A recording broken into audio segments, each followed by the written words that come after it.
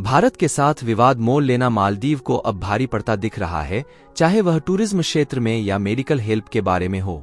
आज सुबह ही मालदीव के पूर्व राष्ट्रपति मोहम्मद नासीद ने भारत के लोगों से अपने जनता की ओर से माफी मांगी थी।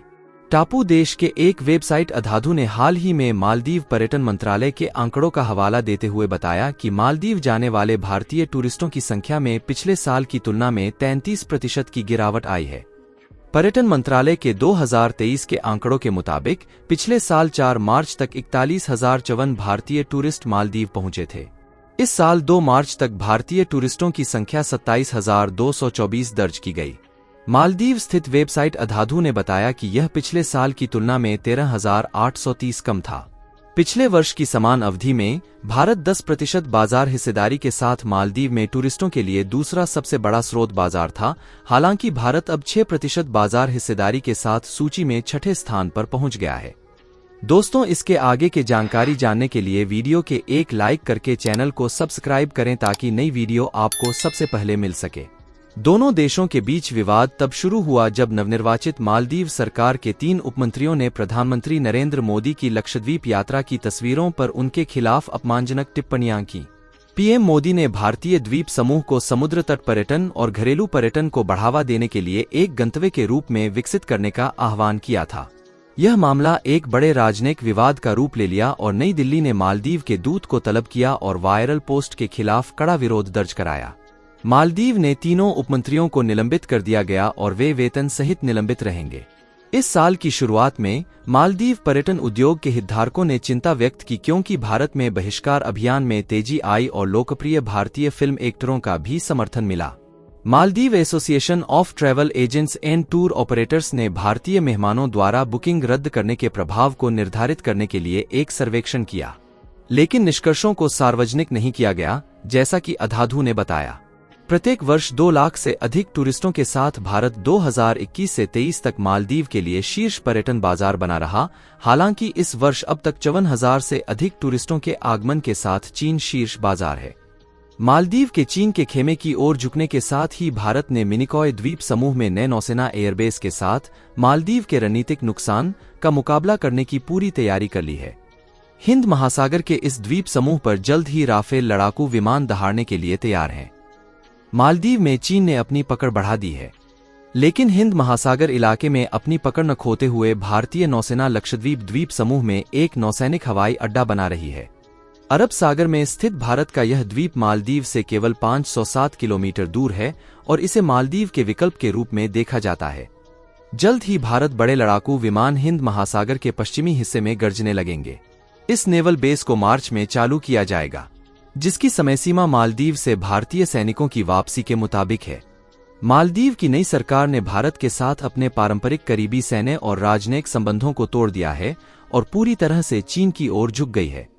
इसे भारत के रणनीतिक क्षेत्र में चीन के तख्तापलट के रूप में देखा गया। मालदीव का रणनीतिक महत्व उसके आकार से नहीं बल्कि उसके स्थान से है। इसके द्वीप 960 किलोमीटर लंबाई में फैले हुए हैं, जो उत्तर से दक्षिण तक चलती है और हिंद महासागर के बीच में एक तरह की दीवार बनाते हैं। नौसेना 6 मार्च को रणनीतिक रूप से महत्वपूर्ण लक्षद्वीप द्वीप समूह में आईएनएस जटायु के रूप में एक नया नौसैनिक बेस मिनिकॉय द्वीप पर कायम करने के लिए तैयार है। नौसेना ने कहा कि इससे सुरक्षा के बुनियादी ढांचे को बढ़ाने में मदद मिलेगी। केरल के कावारत्ती में आईएनएस द्वीपरक्षक के बाद आईएनएस जटायु लक्षद्वीप में दूसरा नौसैनिक अड्डा है। आईएनएस जटायु के चालू होने से नौसेना परिचालन, निगरानी, पहुंच और रखरखाव का विस्तार करेगी। नौसेना ने 6 मार्च को कोच्चि में आईएनएस गरुड़ पर हेलफायर मिसाइलों, MK-54 टॉर्पीडो और सटीक मारक रॉकेट से लैस पनडुब्बियों का शिकार करने में माहिर MH-60R सीहॉक हेलीकॉप्टरों के अपने पहले स्क्वाड्रन को शामिल करेगी। फरवरी 2020 में अमेरिका के साथ हुए 15,157 करोड़ रुपए $2.13 बिलियन के करार के तहत नौसेना ने अब तक 24 MH-60R हेलीकॉप्टरों में से 6 को अपने बेड़े में शामिल किया है, जो मल्टीमोड रडार और नाइट विजन उपकरणों से भी लैस हैं। इन हेलीकॉप्टरों के शामिल होने से नौसेना की समुद्री शक्ति में महत्वपूर्ण बढ़ोतरी होने वाली है। मालदीव सरकार ने देश के आर्थिक क्षेत्र में गश्त के लिए तुर्की से ड्रोन खरीदे हैं। यह जानकारी शनिवार को एक मीडिया की खबर से मिली है। कयास लगाए जा रहे हैं कि सरकार ड्रोन का संचालन अगले 1 हफ्ते के भीतर शुरू कर सकती है। हालांकि ड्रोन की संख्या के बारे में जानकारी नहीं मिल सकी है। यही नहीं, मालदीव के रक्षा मंत्रालय या विदेश मंत्रालय ने भी फिलहाल इस तरह की कोई पुष्टि नहीं की है। यह जानकारी ऐसे समय में सामने आई है जब चीन ने मालदीव के साथ द्विपक्षीय संबंधों को बढ़ावा देने के लिए मुफ्त सैन्य सहायता प्रदान करने के वास्ते मालदीव के साथ कुछ दिन पहले ही एक रक्षा सहयोग समझौते पर हस्ताक्षर किए हैं। मीडिया की खबर में सूत्रों के हवाले से बताया गया है कि ड्रोन फिलहाल नूनू माफारू अंतर्राष्ट्रीय हवाई अड्डे पर है। नवंबर में राष्ट्रपति के रूप में शपथ लेने के बाद मुइज्जू ने सबसे पहले तुर्की का दौरा किया था। सरकार अगले हफ्ते के भीतर ड्रोन का संचालन शुरू करने के लिए काम कर रही है। सरकार की ओर से ड्रोन के संबंध में कोई आधिकारिक टिप्पणी नहीं की गई है।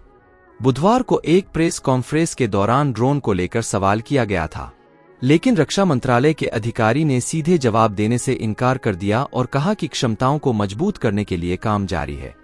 समाचार पोर्टल ने सोशल मीडिया पोस्ट का हवाला देते हुए दावा किया कि तुर्की की कंपनी बायकर से TB2 ड्रोन और ड्रोन के लिए जरूरी उपकरण मालदीव को दिए गए। मालदीव के राष्ट्रपति मोहम्मद मुइज्जू ने अपनी भारत विरोधी बयानबाजी तेज कर दी। उन्होंने एक सभा को संबोधित करते हुए बताया कि 10 मई के बाद कोई भी भारतीय सैन्यकर्मी, यहां तक कि नागरिक कपड़ों में भी, उनके देश के अंदर मौजूद नहीं होगा।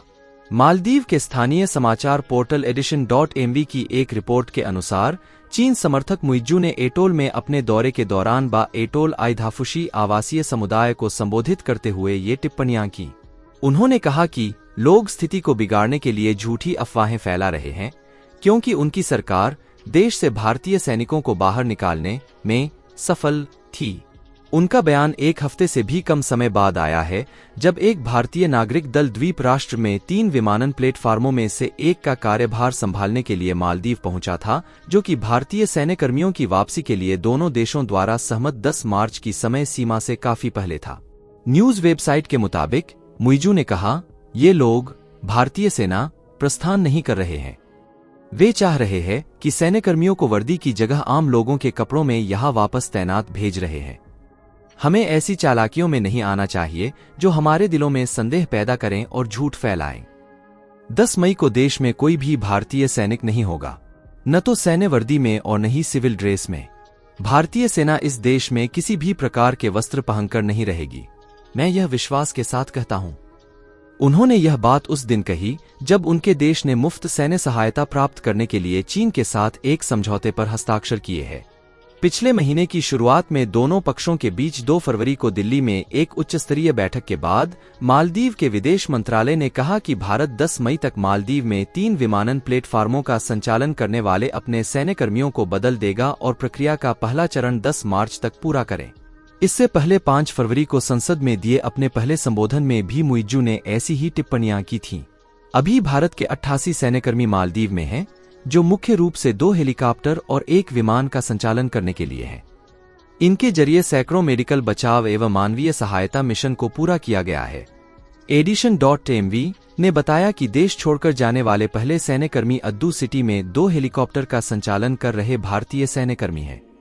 हाधालू द्वीप हनीमाधु और लामू द्वीप काहधू में मौजूद सैन्यकर्मियों के भी 10 मई से पहले मालदीव से जाने की संभावना है।